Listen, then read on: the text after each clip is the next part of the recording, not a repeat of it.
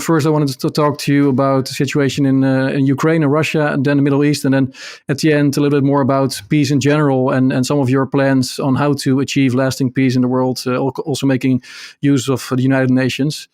So first, the situation in Ukraine and especially Russia. Ukraine started its incursion a few weeks ago into Kursk. First of all, would you think that is a legitimate self-defense of the Ukraine? Well, I don't think that it is a smart move from a tactical point of view, either militarily or politically. Militarily, from what I can understand from the military experts, it's a kind of dead end, an incursion into a mostly rural area.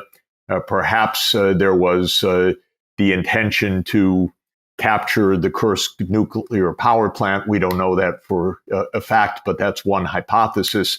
But in any event, I think it's clear that the incursion is limited. It has been stopped. It will probably be repelled, and there will be a large loss of people, the soldiers, as well as of equipment. In the meantime, clearly Ukraine took its military resources, both human and capital assets, away from the contact line. And now Russia is making major advances throughout the Donbass. Those are real. I think that they are significant militarily. So all in all, I don't view what has happened as in any way improving Ukraine's situation militarily. From the point of view of negotiation, I think this is back-footed Ukraine. It has lost international support because clearly Ukraine is doing something very provocative. It actually gives a more of an open field to Russia because Russia has to answer as well to many of its own allied countries. And when it is attacked in this way by Ukraine, I think it has more leeway. So all in all, I don't view this as a net positive from Ukraine's point of view. I view it as a net positive from Russia's point of view. More generally, Russia is the larger, more powerful nation here. Even with all of the NATO support, Ukraine is losing. And it is continuing to lose. As we talk today, there's been a major missile strike all over Ukraine. The power grid is basically down all over the country. The progress on the ground of the Russian troops throughout the Donbass and basically all along the contact line is real. Ukraine is losing this war, as was completely predictable. And the result is the longer it goes on, the worse the outcome is going to be for Ukraine. That's why 2 years ago, and perhaps 600,000 lives ago, I said Ukraine should negotiate. That's why 2.5 years ago, I said the U.S. should avoid this war. So all in all, this is a debacle, and it's becoming a bigger debacle. Yeah, so it's a very risky and desperate attempt. And I mean, understandable, I would say. Like they saw an opportunity to grab some land and to make a statement, also perhaps to spook the Kremlin. In the end, they were able to capture this land and also defend it up until now. But of course, Russia had to retaliate in order also for Putin to save face. And that's just what we saw this morning. And also, of course, in the Donbass. So in the end, it will make Ukraine's position worse, probably. That's correct. Yeah. Because it seemed that before the incursion, there was a lot of talks about peace from both sides. Also, it seemed like Zelensky himself was trying to push for peace, but perhaps that was just for PR purposes. But I'm not so sure what Zelensky or this narrow group that now rules Ukraine wants. They do not have broad support in Ukraine. He's no longer an elected leader. He's a de facto leader outside of constitutional limits. So nothing is tested against the desires of the Ukrainian people, who I suspect want electricity and peace and not to be grabbed off the streets to go to the front line to die. So all in all, I think Zelensky's situation is bad, getting worse. And without much strategy, But there are many hardliners in the West, many, many hardliners in the West who don't count the Ukrainian lives, who just are happy to see Russia attacked. The British are the worst. They've been Russophobes for almost 200 years. I find Britain in many ways a sad and preposterous nation today because it carries its imperial grandeur and history as a shrunken country that can't even keep order internally, but it is the one that seems most eager for Ukraine to keep fighting in every possible way, to use storm shadows to attack deep inside of Russia. It's just a completely irresponsible leadership in the UK. But we have a lot of hardliners in the US. You have hardliners in the Netherlands. There's a lot, and especially in Eastern Europe, a place I know well from my own work, in Poland, in the Baltic states. They just dream of defeating Russia, which is delusional, extraordinarily dangerous, and kind of wish fulfillment of no doubt countries that feel very vulnerable, but don't know how to behave properly when you have a next door neighbor with 6,000 nuclear warheads. Yeah. But at the same time, we've seen many red lines being crossed. For example, whenever the Russian motherland was going to be attacked, then there was a chance of nuclear retaliation. Or we've seen Crimea being attacked. We've seen in Russia itself targets being attacked with Western weapons. Now we see an incursion. So we see Ukraine going into Russia using Western weapons. Yet we don't see the nuclear reaction from Russia. So to what extent are these red lines real anyway? Well, I think one thing that our common friend Alex Mercouris points out is that these are red lines that the West has stated as presumed to be Russia's red lines. Russia's red lines are something else. Russia's red lines are that Russia is suffering a military defeat. That's clearly not happening. Or that Russia is being directly attacked by NATO forces. And that's why Russia has said, if you use missile systems to attack us that require programming by Western personnel directly, that will be an attack directly by NATO. That is a red line. So I think that there are red lines, and to doubt that, as I get email, oh, I don't worry about the nuclear threat. Well, I would say to everybody listening, worry about the nuclear threat. The U.S. would use nuclear weapons if its back were against the wall. Many other countries would as well. Russia would as well. You push a nuclear adversary with back to the wall, we could have the end of the world. You don't want to worry about it? Well, you can be stupid, but don't not worry about it for the rest of us, please, because for the rest of us, we care about our survival. And these are real risks. And I resent, and I get emails each day, oh, I don't care about the bluffing of nuclear. Well, people don't know about the history of the nuclear era, how close we have come many times, accidents, miscalculations, rogue officials, many, many things that are possible. And so I worry about it every single day. But the point is that the red lines that could drive us to nuclear war are if Russia was actually being defeated, if a mass invasion took place on Crimea, if there were bombings with U.S. or NATO missiles on Moscow.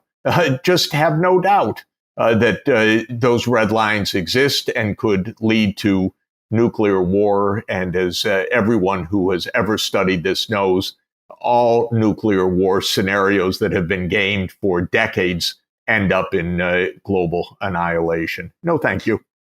Just to make sure, I have the same worry, but I also hear that a lot. So I wanted to check with you. But and then final question with regards to the war in Ukraine. I assume also listening to Putin and his people that only if Ukraine withdraws completely from Russia, Putin is willing to perhaps consider negotiations again. Right at the moment, while the situation is as is, there will be no chance for peace. Understanding. Well, I think we should understand that there are three levels of issues that have been clear from the start of this war 10 years ago, because the war started in February 2014 with the U.S. participation in a coup to overthrow a neutral Ukrainian government. So this war did not start in February 2022. It started in February 2014. There have been three issues on the table from the start. The first issue is NATO. Russia has an absolutely clear, unambiguous red line that it has expressed for more than 30 years. NATO must never come to Ukraine. How many stupid U.S. and Western officials have denied this is amazing to me. This could not be clearer and could not be more explicit. It is the essential casus belli.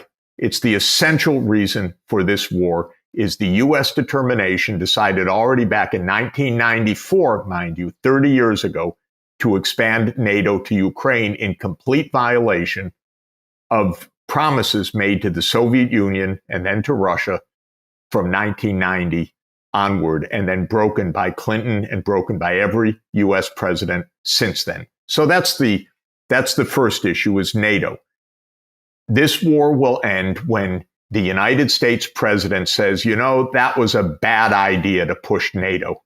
And how many European leaders are just liars because they know privately. They knew it in 2008 when this was on the Bucharest NATO summit. They have known it till today that this is the provocation that keeps the war going.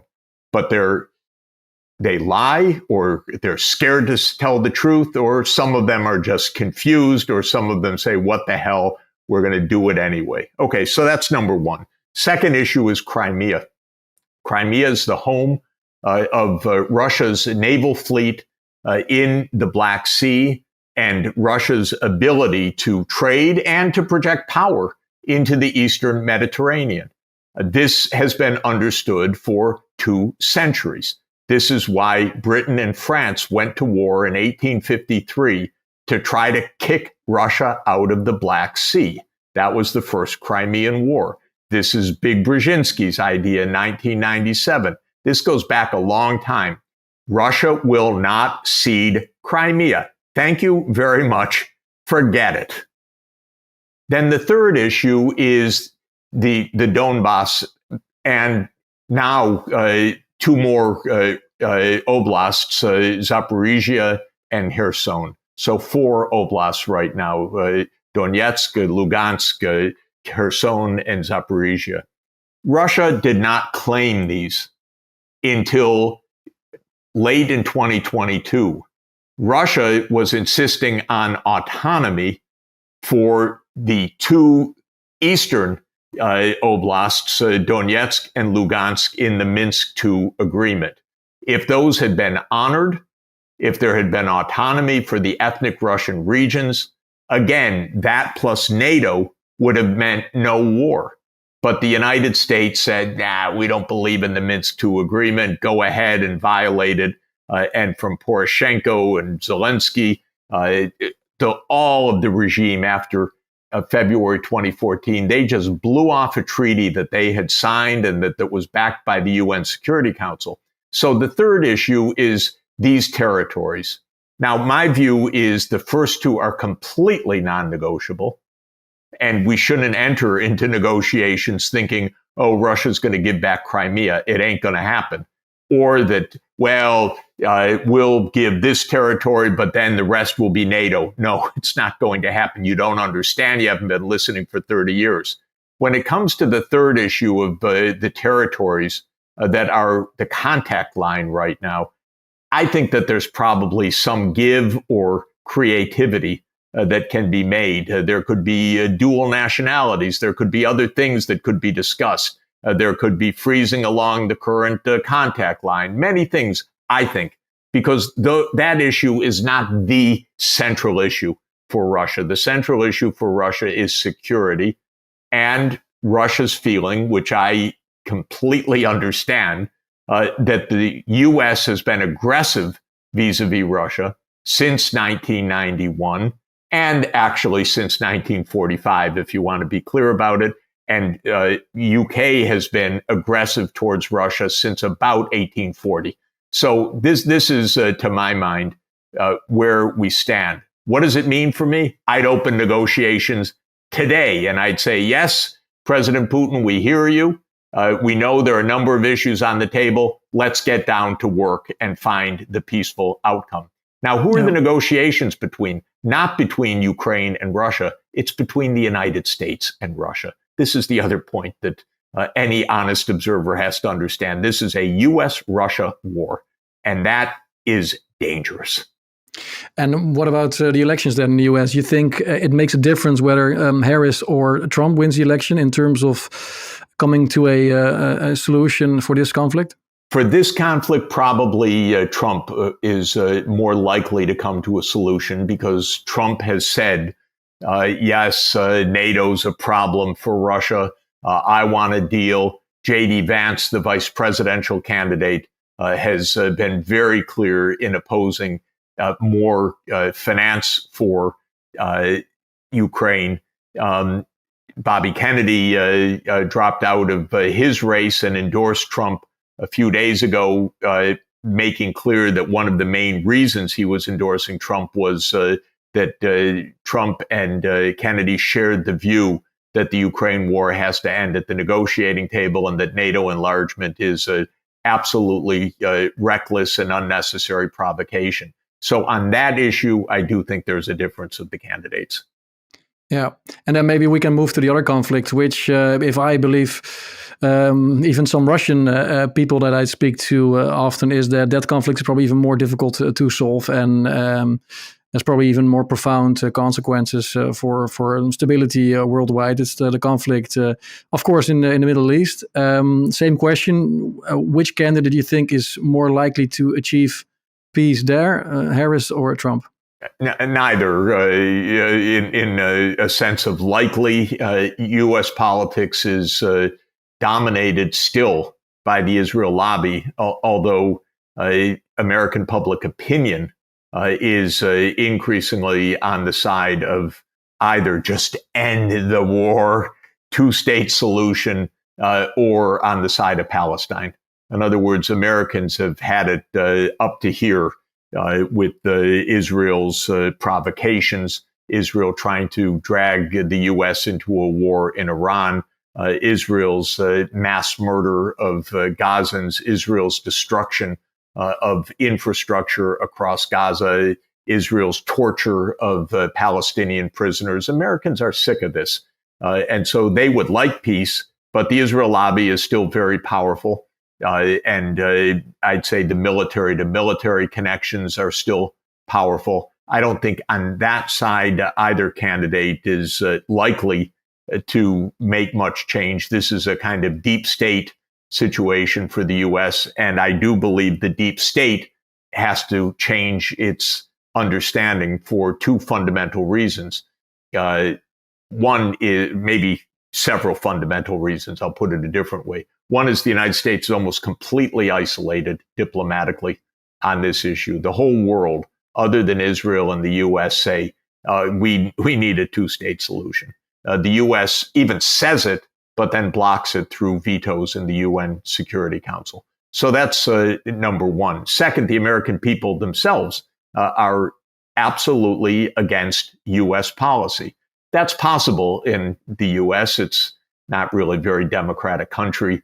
Foreign policy is not really driven by public opinion. It's driven by the military-industrial complex. It's not driven by what people say, but what people think and say makes a little bit of a difference now and then in the United States, even in the U.S. And third, this is an extraordinarily dangerous situation. The U.S. is absolutely being provoked by Israel to make a war on Iran. But Iran clearly has Russia as its ally. This is not subtle. And so this is also a path to World War III. And Israel is reckless in this regard. Maybe its bravado comes because of its nuclear weapons. I think maybe Iran is going to have nuclear weapons sometime soon, or even already has them. Who knows? We're just watching from the outside. It's extraordinarily dangerous. But that's the thing with Israel, that they, everyone, of course, expected Iran to retaliate after Israel killed the Hamas leader, Haniyeh. But then that's already almost a month ago, and they haven't done anything. Hezbollah has started its retaliation last night, but Israel is very effective in basically countering that. So Israel seems to be very powerful, also, of course, with the backing of the US, with all the military available in the Middle East to thwart both Hezbollah and Iran. So perhaps it's not as reckless as you state then? No, I think Israel is extraordinarily vulnerable. Even the pro-Israel analysts today are saying, well, Israel was able to make a preemptive strike because it saw the Hezbollah missile systems being put into place. But that's because Israel has been on a high alert, which it cannot maintain indefinitely. And Hezbollah has probably more than 100,000 missiles in its stockpile now. Some say 150,000. It seems that Iran has hypersonic weapons. I don't think Israel's Iron Dome is very much of a dome or very much iron protection, and I think Israel knows it. Israel's security is not strong right now, and Israel's feeling desperate. The problem is Israel's is not engaged in politics. It wants to have its way completely with the what it calls Greater Israel. In other words, it wants an apartheid state or ethnic cleansing, but it wants to rule over all of Israel plus Palestine. That makes this situation completely impossible. Israel is not engaged in any kind of politics with Palestine. It has no intention of engaging in any kind of politics with Palestine.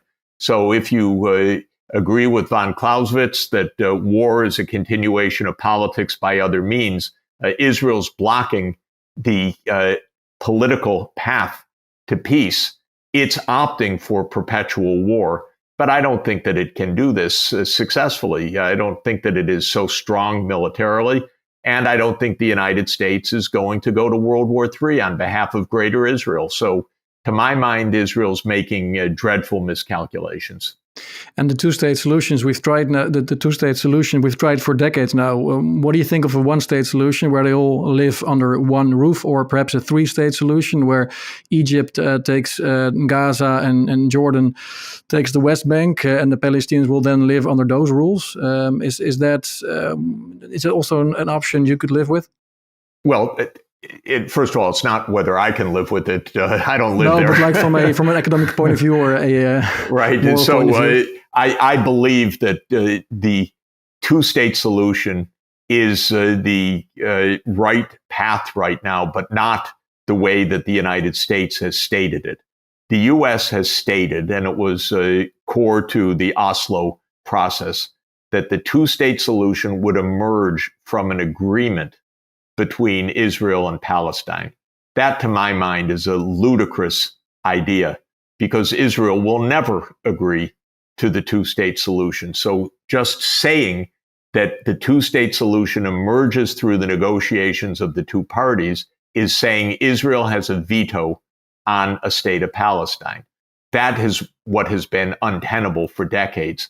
I would like to see the UN impose a two-state solution. In other words, I'd like to see a UN Security Council resolution that says the state of Palestine is admitted as the 194th UN member state. It's admitted on the boundaries of the 4th of June, 1967. Its capital will be in East Jerusalem. It will have control over the Islamic holy sites. And the UN Security Council will take all measures to enforce this agreement, including the interposition of peacekeeping forces along the boundaries, including sanctions as necessary against the two parties if they resist this, and so on. I want to see this imposed. This was the vote of the UN General Assembly in 1947. Here we are now, what is that, 77 years later. It should be imposed under the instruments and authority of the United Nations, which under the UN Charter has the power in the quest for keeping the peace to impose the two-state solution and to draw upon decades and decades of Security Council resolutions, starting with 242, 238, and many others that say that this is the solution, and building on the International Court of Justice's recent ruling that Israel's settlements in the occupied territories are blatantly illegal. So I think that this is how I would proceed. In a different time, a different place, I certainly have nothing against a one-state solution, a binational solution. There are many ways that could be done. It seems from all evidence that both parties are dead set against that, and it's not been the international law for many decades, of which the two-state solution has been. So I would go with the two-state solution, but with the proviso that it doesn't depend on Israel's concurrence. That's absurd. It depends on a vote of the UN Security Council and the UN General Assembly. Yeah, let's talk about the UN as a final topic, because you wrote an interesting article called 10 Principles for Perpetual Peace in the 21st Century. Of course, it's a big article with lots of wisdom, but could you maybe summarize what the main points are in this plan of yours, and how we can achieve lasting peace globally? The main point is I was riffing off of two things. One, Immanuel Kant, who wrote an essay on perpetual peace in 1795, the great German philosopher, who laid out a number of criteria for achieving peace among nations. One of which was don't have standing armies. One of which is don't interfere in the internal affairs of other countries. Much of what Kant wrote inspired a century and a half later, the UN Charter. So Kant did not see the implementation of his ideas, but he helped to inspire the idea of international law. Now, the second that I'm riffing on is 5 principles of China that China put forward in 1955 at the Non-Aligned Conference in Bandung, which said, here's how we can have peaceful coexistence. And it called for mutual respect of nations. It called for non-aggression. It called for non-interference in the internal affairs of other countries. It called for looking for win-win cooperation. It called for peaceful coexistence. So 5 planks of China's policy. I add 5 more points of implementation, but the main idea that I have is stop the blatant interference in the internal affairs of other countries. The U.S. is a nonstop, addicted regime change operator. It overthrows other governments. I want my government to stop that. That is a huge source of the instability in the world. I want the U.S. not to have 750 overseas military bases in 80 countries and to divide the world between us and them. So I want the military bases overseas to be eliminated. I want the world to recognize that what we need to do for cooperation for our survival is so vital right now, whether it is on climate, on keeping the world economy functioning, on avoiding nuclear war, that we have to return to cooperation, not to stepping relentlessly, provocatively, deliberately across the red lines of other major powers. But as a Dutchman, I wasn't there, of course, but my ancestors were happy that the Americans interfered during the Second World War. So how could you, how do you handle these situations? Or, for example, in Rwanda, I think the whole world regretted the fact that they let the genocide take place. So are there instances where you would condone interference? Of course, if there is a call through the United Nations using the instruments of the United Nations, then yes. That's the idea, that we have an instrument to enforce the peace. It is the UN. It is, in particular, the UN Security Council. And so if the UN Security Council had said unanimously to stop the genocide in Rwanda, I would strongly support that. What I don't support is the United States losing a vote in the UN Security Council and then saying, oh, what the hell, we'll go ahead anyway, like it did in 2003. Or the blatant, relentless, addictive behavior of the United States to overthrow other governments, which is, again, in complete violation of the UN Charter.